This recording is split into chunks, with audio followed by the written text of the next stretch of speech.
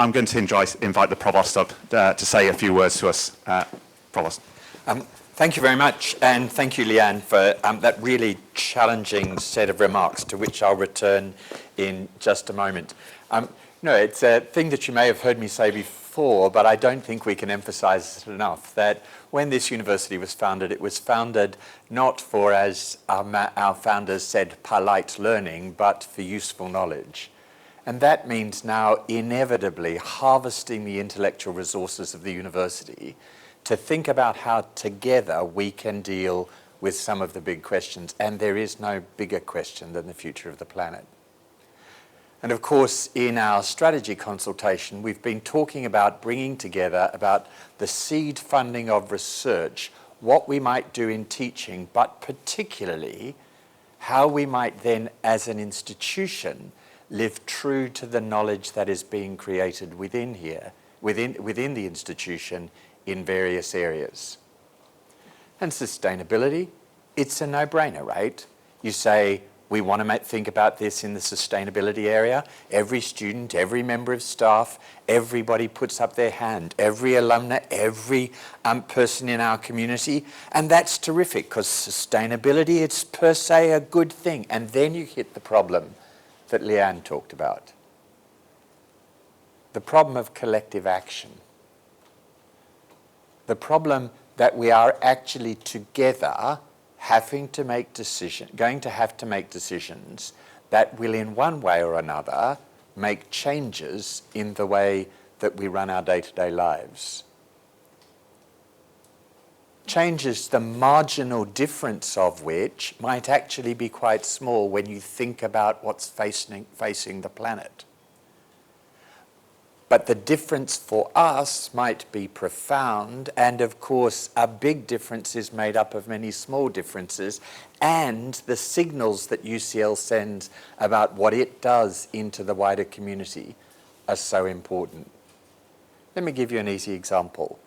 We spend about £3,000 per hour during the night keeping buildings open. And of course, a lot of buildings we have to keep open because they have essential scientific infrastructure that needs to be kept going because people are doing experiments at 2 in the morning or whatever. But a lot of what we do, we keep open because our students would prefer to study in the library at 3 o'clock in the morning. Not great for their mental health, but we want to provide it. Or perhaps somebody's left a book twice a year in their office and should be able to get it at 9 o'clock in a building that has security and heating and power.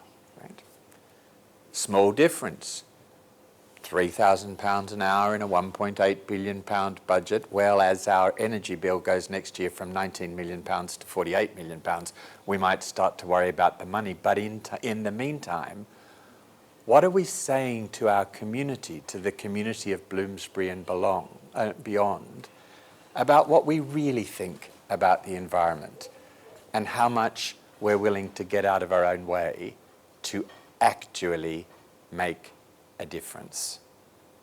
But of course, it's a collective action problem. There's one solution to that. The university could, by fiat, do all sorts of things. In universities, those of you who've had any leadership responsibility will know fiat almost never works. In fact, usually produces an allergic response. But what will make a difference are the people in this room. Agents for change across the institution that can have conversations with colleagues, with students, in student communities, that can make local decisions together with the university to encourage people to think about these things differently and to remember that it's our job not just to preach in the kind of way that Leanne was alluding to, not just to tick the box and feel good about ourselves because we like the planet, but actually to take action, and to take action together in the very many ways that are going to make a difference to the institution and beyond in our capacity to contribute to environmental solutions. Small, collective changes that will genuinely make a big difference in terms of our life. 28% in 10 years. That's not bad. But we've set ourselves a zero carbon challenge for 2030. That's only 8. Even my maths can tell we better pick up the rate. And that's going to require people like you right across the university as champions for change. And that was why I was so pleased to be asked to speak today. Because to have the opportunity to honour the work that you have been doing right across the university and to encourage you to keep going with the university and as a community in committing to the sort of action that Leanne said is so necessary, that for me was a tremendous privilege. And so I do want to congratulate you all on what you've been doing and to encourage you to keep going in this very important fight. Thanks very much.